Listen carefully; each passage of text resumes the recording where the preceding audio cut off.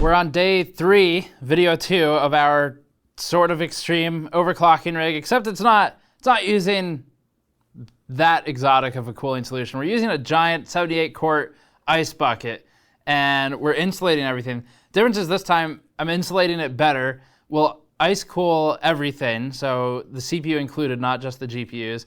And we have these Titan RTXs that are under 2080 Ti water blocks. Did this in part 1. These will also be sub-ambient cooling, so pretty excited about the performance there. And the goal is to see how high up the leaderboard we can get for overclocking, referring back to the RIPJAY series. But Jay went with dry ice. I really want to see if we can get close to his score without dry ice, just by using a 9090 DXE and 2 Titan RTXs. Just like $7,000 of hardware, basically. Because he was on a 7090 DXE and 2 2080 Ti's, which is what we used originally. Then he added dry ice. We're going to see if we can get up to where he is just by using the refreshes of the hardware in the slightly unlocked Titan RTX. And we already did some board insulation in part 1 as well, with the kneadable eraser and shop towel everywhere. So now in part 2, we're going to do tube routing and finalizing some of the configuration for the hardware side of things before we start considering BIOS and software settings, and most of that will likely be in the live streams. Before that, this video is brought to you by the Gigabyte Z390 Aorus Master motherboard, which comes equipped with one of the more powerful Z390 VRMs for heavier overclocks on the new 9th gen Intel CPUs. The Aorus Master is also one of the few motherboards with a real heatsink this generation, featuring a mix of high surface area fins and looks-oriented cover blocks. Oh, and it's also got updated RGB illumination. Learn more at the link below. Okay, so we're just going to cut this together really quickly. We're going to insulate the back of these. It's something you already saw in part 1, so I'm going to keep it short. The point of this insulation is to block air from hitting the card and forming condensation, because the front of the card, the cooler, will be below ambient. That'll form condensation on the back, and we just need to be careful about that liquid metal. So that's the biggest concern here. All right, so that's going to cut down a lot, but that took like 20 minutes or something. It's pretty meticulous. So we've got some kneadable eraser on there. I left the area with the shunt resistor that's got liquid metal on it exposed so I can easily access it. One problem is if you put too much liquid metal on, and I did put a lot on this time. I normally do much less than this. If you do too much, then it'll just trip a protection and you'll be at like 35 megahertz. So I left that exposed, that way if it is too much we can remove it. And if you do too little, it doesn't change anything. So hopefully this is a good middle ground where we get a boosted power target by tricking the circuit into thinking we're drawing less power than we are without breaking it. And it's not a permanent break, you just remove it and you're good. So it's not a big risk. I should note that liquid metal on cards isn't a great idea for long-term use, period. But it's fine for what we're doing, which is competitive benchmarking. So now we need to figure out the tube length of everything. That means starting to install the actual test bench itself. Oh yeah, we can do that. Actually, I have to take all the fans off of this too. Moderately successful removal of everything. We have a pile of mounting hardware in the bottom of the radiator. So this is the MO-RA 360 rad, or no, it's the MO-RA 3 rad, and it had 4 200 fans on the front, and it can fit 9 140s on each side. So we had 4 140s on the back, 4 200s on the front before realizing that's enough. Don't need more than this. This was for the previous project. Still connected to the fan controller. And all of that's taken off now, including the special bracket for the 200s. And now we just need to prepare to submerge it in the tank, in the ice tank. We also have a pile of screws. So if you ever need some 200 mil or some screws for all the 200 fans, we've got them. This mounting rail kit also comes off of there. So we never showed this process when we did the build the first time, but it's got these 2 rails that go on to provide screw points in the middle of the radiator, and then that's used for like the 140s or the 120s or whatever you may use, and then the 200s use the big one, but we only had one of those for the front. So I guess I got to get the mounting hardware out of there, and then we can start preparing to submerge it.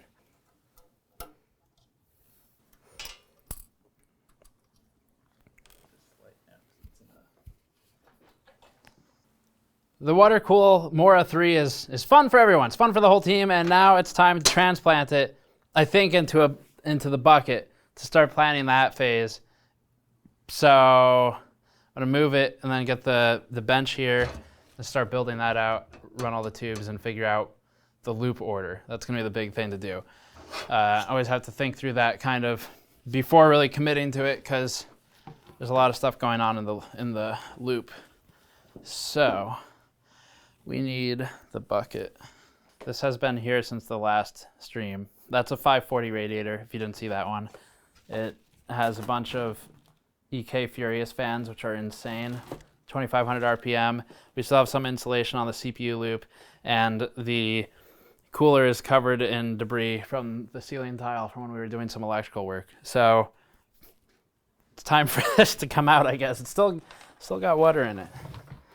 Just kind of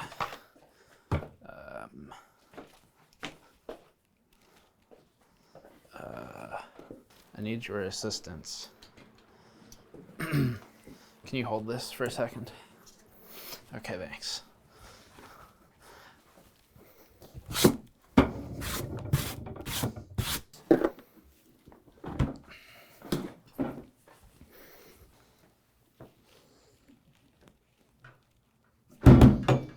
Yeah, let's elevate it just to get this high enough that I can empty it into the bucket later. The front's gonna come off.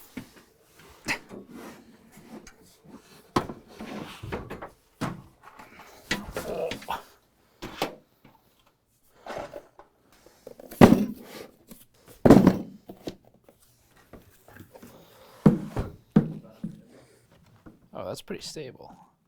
I guess I should take the feet off of this too. I don't know. Let's see how this fits. Oh yeah. This thing, I just remembered as I almost came into contact with the fins. These fins are absurdly sharp. Like, I sliced my fingers open when I was working on this the first time, and it was not pretty. So really sharp. If you do happen to buy one, just be aware of that. I think I need to put it in like this so the tubes are up, and I'm trying to keep my fingers clear of the fins. That's pretty good. We'll have 60% coverage. And then I can just like suction cup a pond pump to the wall behind it, and then that'll circulate water through it. So one of the big things here is keeping water moving to get the warm water away from it. And we'll do that by sticking a pond pump in there. Still on loan from Ritchie in our Patreon chat. I need to send that back to him. I don't know if I can get this more submerged than that, really. I mean, like, maybe. I guess I could do this. That would get us a little more submerged. Oh, a couple things. I should update everyone on this. So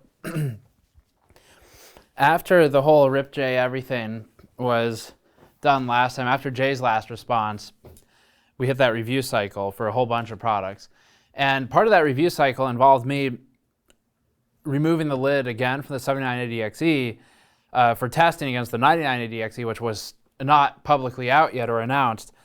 And in the process of doing that, this is after Jay's response, I removed the lid and reapplied it, and then the temperatures for testing dropped significantly. So what had happened was in doing the extreme testing versus Jay, somewhere along the line, moving the CPU around, the lid got kind of pushed ajar enough. Now, this was never in any of our official testing or reviews or anything like that. It was just in the RIPJAY competition.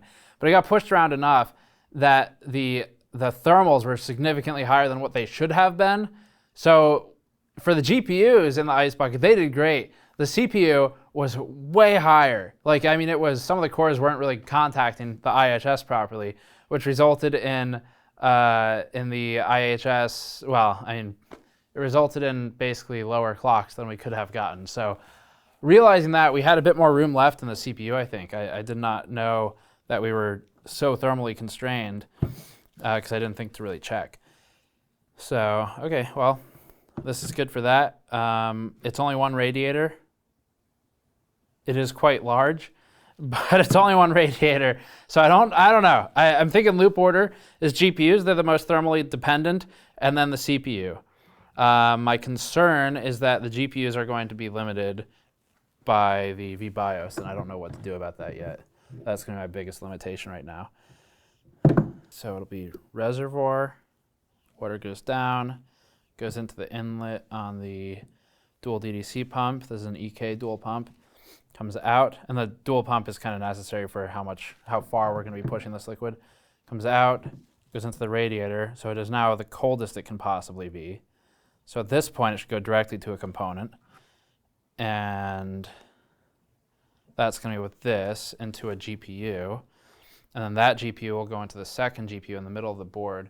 So this tube will go to a GPU here, that GPU will go to this GPU, and I don't think I have a terminal to connect them, so I think we'll just run a loop. And then that'll go into the CPU, and then the CPU will exit and go into the bottom of the reservoir with this hanging thing. So I won't need much to connect those. And then it'll loop. So that's going to be our loop. And I think the bench will probably be positioned about here. Give us the most space for a monitor during a live stream. Something like that. I guess I probably want access. No, give it back. I want access to the buttons, so I'll keep this probably oriented like that. No. All right, so then this will connect back into the radiator, and I don't think I even need to retube anything for that. Or into the reservoir, I mean, not radiator. So those would hook up there. I haven't really checked the performance on these to see which overclock's better. I did overclock them, but I didn't test them versus each other in any more extreme scenarios. So that will go there. I'm gonna have to disable that fan down there. I think I can do that in BIOS though. That PCH fan, that's gonna create airflow that I really don't want anywhere close to video cards. But I'm pretty confident I can disable that in BIOS. And the cool thing with this radiator is that it runs cold enough without any fans, without even ice. I can boot it, get into BIOS, and change whatever I want, and it's not going to overheat for a while. So, okay. Just in case I accidentally do turn this fan on at some point, I'm going to block its exhaust. So this fan, there's another piece that goes here. Typically it's a plastic piece. We currently have it removed, and the fan will push the air down that funnel and down this chamber down here, and it exhausts back here somewhere. It's meant to go out this way out of the I/O. So I'm just gonna obstruct it just in case. I mean, my plan is to disable the fan, but just in case I'm in a live stream and I for some reason set all the fans to max, will be covered. Sockets itself, that copper is so heavy. This is an interesting water block. I'm really curious to see how it performs. Okay, so we'll use these slots for clearance. Make sure I have a bridge that'll reach that gap.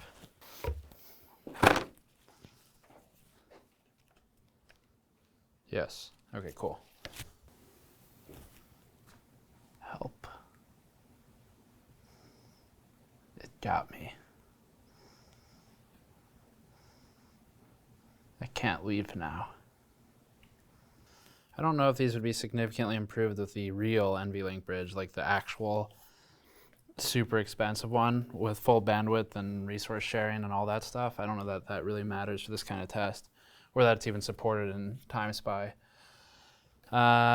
Okay, so, so water comes out here, go into one of these. All right, I need to see what parts we have. I don't know what liquid cooling parts we have. So check if, I know we have a lot of fittings and stuff like that. I just need to check if we have terminals. We have a bin of miscellaneous alpha cool stuff. We have liquid cooling fittings. Plenty of those from all brands. We have, those are fittings. Xbox 360 cooler. No thanks. Okay, none of these are gonna be a good bridge. GPU cooling parts.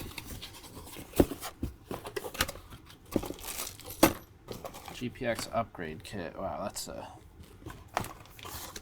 some block. Okay, well. No, okay, nothing here, so I gotta check a different shelf. GPU dual link. Wait, what?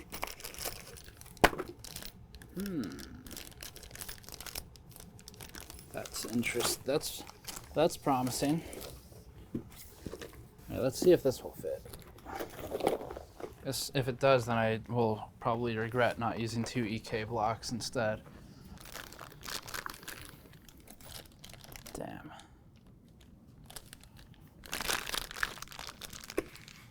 This is from Watercool. Okay. I got it mixed up. I brought out a Threadripper thing we're not going to use. So this is a Watercool bridge.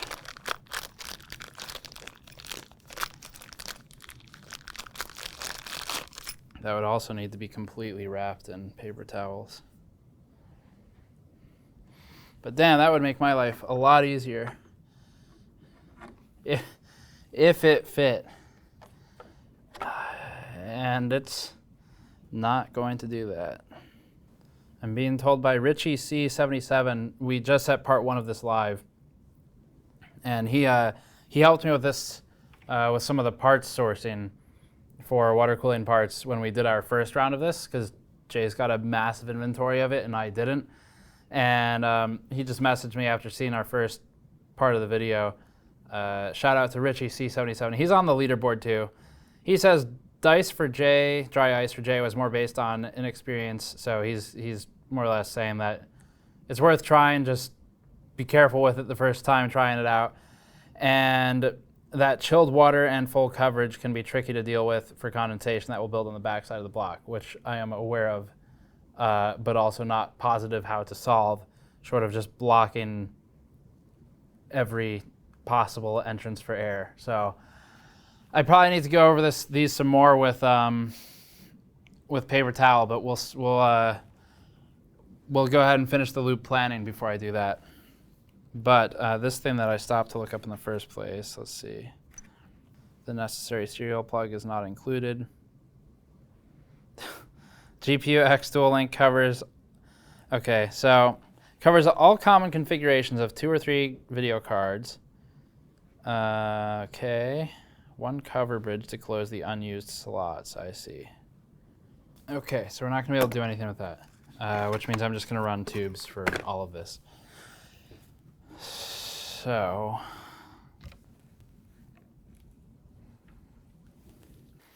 asking Ritchie C for his thoughts on how I can best use full coverage blocks like this. Because previously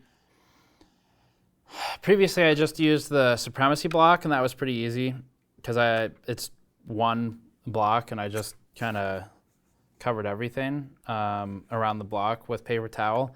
But now we have this whole full coverage block, and there's contact obviously everywhere on the card. Some stuff's not flush contacting, so condensation could form there. So it might be easier to go with the supremacy blocks, but we'll see. I would really prefer not to.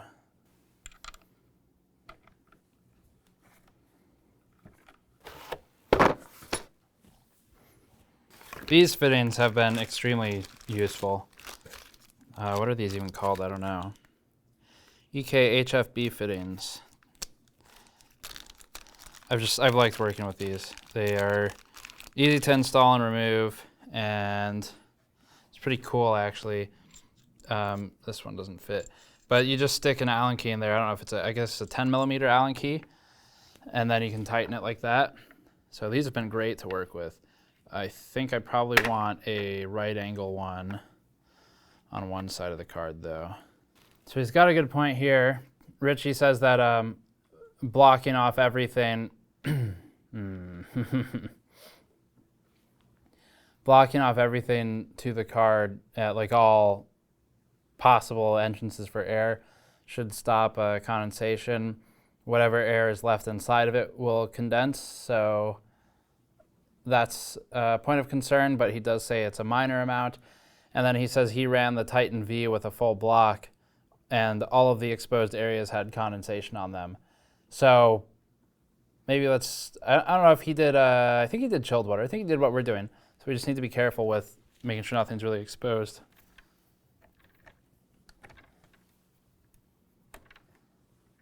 All right, cool. So I'm getting a bit more confidence as I talk with Ritchie, our Patreon backer who happens to have some top 10 Extreme OC experience recently. Gaining more confidence that this is not going to be terrible as long as I just block everything with shop towel. And I'm just going to finish installing the fittings and stuff, and then we'll go ahead and do that. So so we're going to have water in and then out here in. That should be a rotated one as well. That's good. So, and then loop, and then, all right. Sweet, that's gonna be pretty nice. So I don't wanna use this one. That one's got a problem.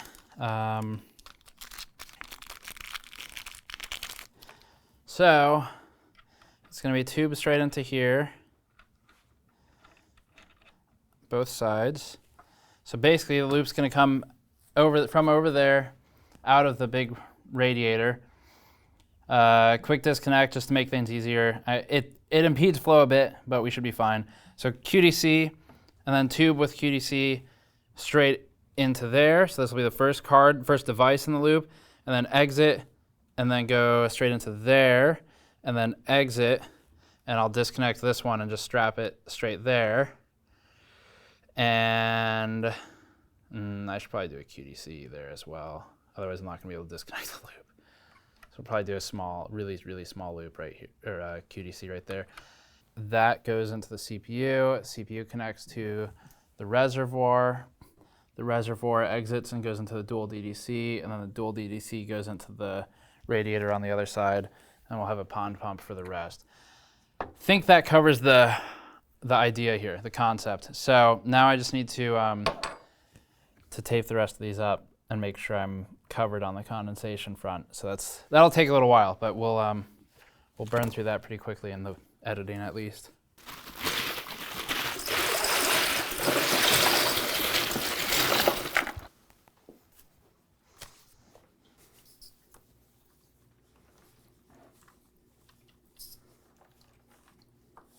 Okay, so we're leaving for CES tomorrow or today, depending on when the video goes live. And we don't have a ton of time here, but we have enough time to do one quick test with the RIPJAY system. Jay, I understand he responded. I don't know. I don't watch his videos, but I think he responded. And I think he did a single GPU test. So Jay, you're pulling a Linus. That's what you're doing right now. You're winning the wrong benchmark. You're in the race no one else is in. So we've got 2 GPUs set up, which is still what we're doing. And bucket of ice, salt in it. And my goal is, again, to beat Jay's dry ice score from previously. His LN2 score doesn't apply because he didn't do it with 2 cards. So we are still competing against a dry ice score without dry ice. And if we can beat that, that'll be the cool part. We've upped it to Titan RTXs, though. And this took long enough that we got our new mule mugs in the time we were working on everything. But we'll have that on the store, on store.gamersnexus.net, if you do want to check those out separately. So test bench really quickly, because I want to be done so we can fly. MO-RA 3 radiator in the ice bucket. Ice, salt on the ice to lower the freezing point to about -8 degrees Celsius. We have, close it a little bit, but we have a pond pump in there. Close it when we can to keep some of the cool air down.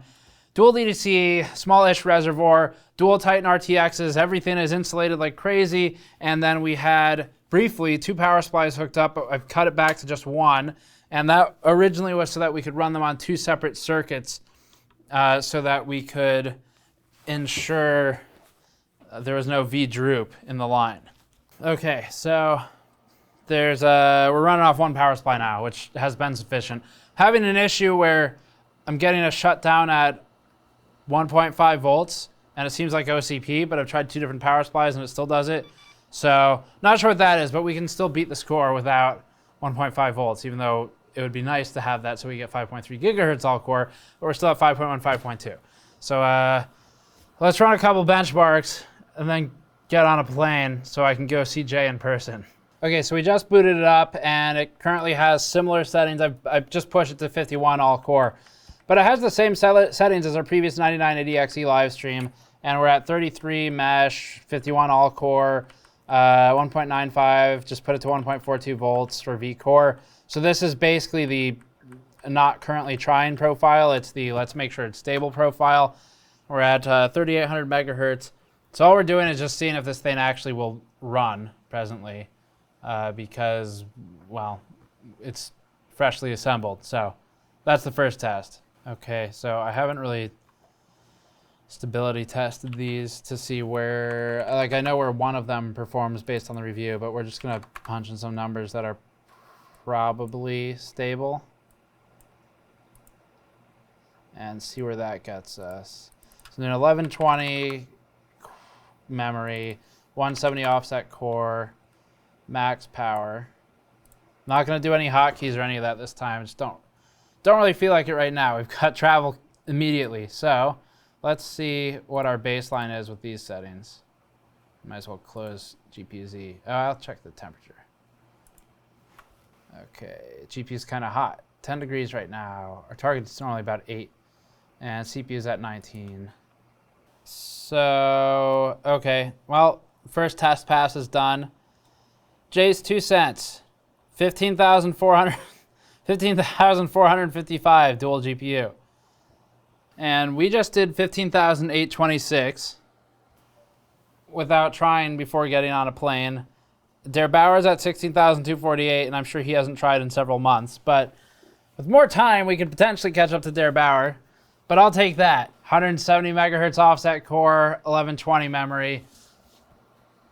Your move, Jay, I guess. It's kind of a lot of work to do one test, so if you could like do something, that'd be good. So Jay's moved on to LN2 for single GPU because his 2 Titan RTXs are tied up in a pretty build he's making. So I don't know. Hopefully Jay breaks out the Titan RTXs to do some real work, do some benchmarking, and comes back after CES. But for now, in the very least, we've knocked him down on the dual GPU charts. We'll probably do some live streams after CES at some point within maybe 2 weeks of coming back from CES. So keep an eye out for that. But for now, you got to see a pretty cool overclocking setup that was used once, and we're going to go get on a plane. Thank you for watching. Subscribe for more. You can go to store.gamersnexus.net to pick up something like the new Copper Mule mug, which is hopefully up there by the time this video goes up. And otherwise, you'll see me on the show floor. So I'll see you all next time.